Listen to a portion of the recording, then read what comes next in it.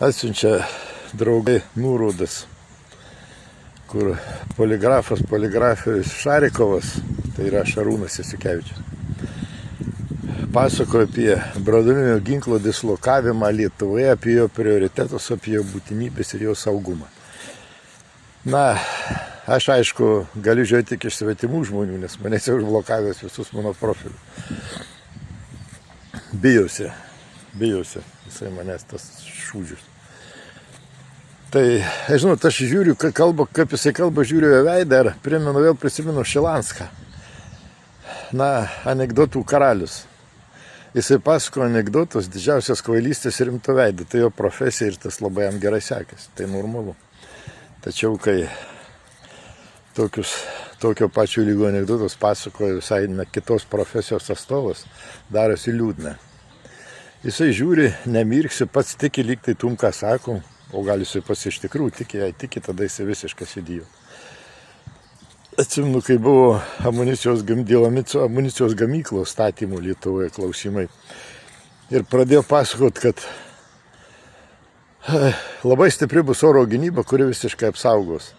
Taip pat Šarūnas Poligrafovičius tą patį kalba, kad bus sustipryta apsauga ir kad bus labai saugu ir kad kartais Lietuva bus labiausiai saugoma, kad šalis, kuri dislokuos branduolinį ginklą Lietuvoje, tai bus labai saugu ir bus keičiausia oro gynyba. Debelė, tu suknistas.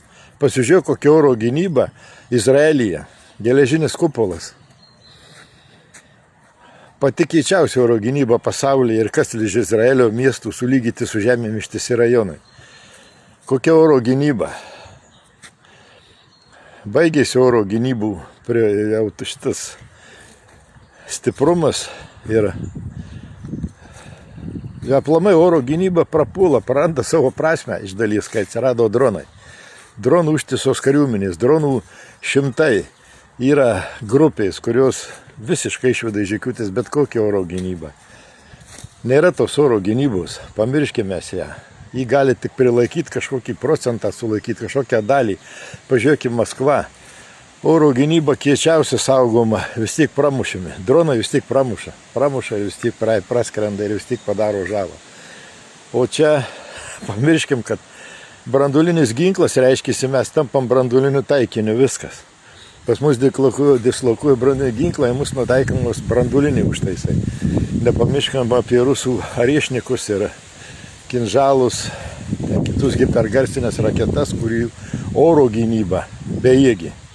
Nėra pasaulio oro gynybos, kuri galėtų numušti minimas raketas. Jų yra ir daugiau sistemų, kurios 10, 15, 18 kartų žino garso greitį ir dar keičia kryptį.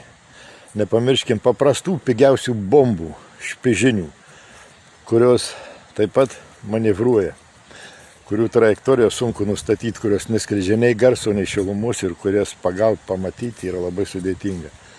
Numušt labai net Patriot sistema į bejėgį prieš naujausias, tobuliausias hipergarsinės raketas. Nėra tokios oro gynybos. Patriotai Ukrainoje naikinami, ten nespėja vežti jų. Taip kad nėra oro gynybos, kurios apsaugotų.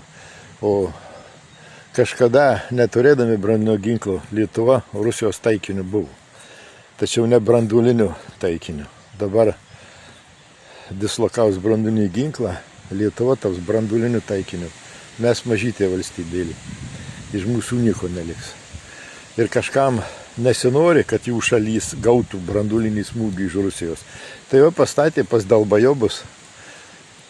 Na, lietuviai protingi ir geri žmonės. Aš Dalbajobus vadinu tokiu kaip Jasikevičius, kaip krašto apsaugos ministras, kaip Seimo nariai, kurie prabalsavo už tai, kad keis konstituciją dėl branduolinio ginklo. Mirties nuosprendis mums, kaip ir karo gamykla. Čia tie durniukai, tai yra amunicijos gamykla vokiečių. Vokiečiai nenori, kad būtų jį sulygyti su žemėm. Tai Lietuva pastatys. Jeigu karas, tai bus pirmiausia sunaikytas amunicijos gamyklos visos pirmoje eilėje. Taip kad jokia oro gynyba neapsaugos.